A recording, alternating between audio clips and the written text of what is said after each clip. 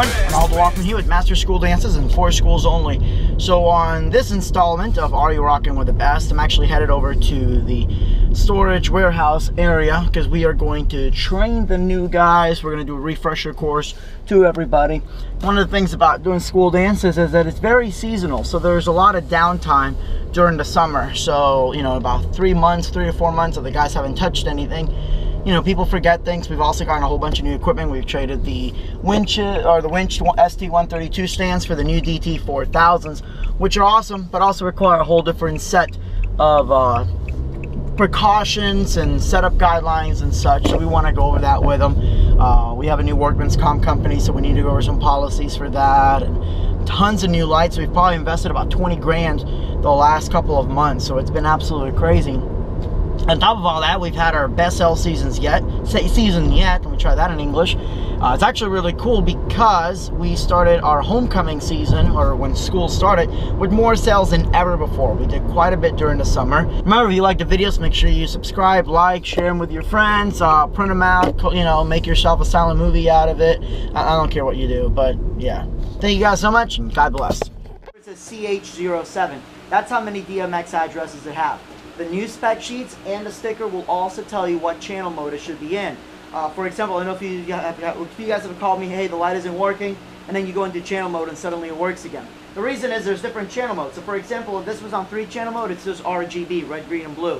4-channel is red, green, and blue, and dimmer. Then there's red, green, blue, dimmer, and shutter. If it's on the wrong channel mode, all the programs that we made for it are not going to work with it. So you want to make sure that the patch and then print preview, and it's going to give you every single light, every single address. Your third and easiest option is to go to this Pages tab, and you see the DMX address here. Just double click on it, and it'll show you the starting address of each light.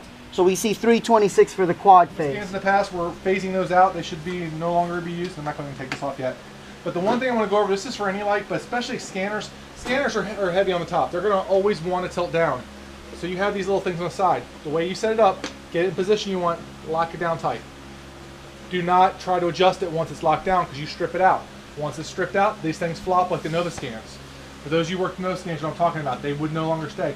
The FX 500s, I mean, a lot of our bigger, heavier lights don't stay in place. We have to keep using safety cables to get them locked in position. That's not how they're designed. Also on the bottom, most of our lights have this little eye bolt here.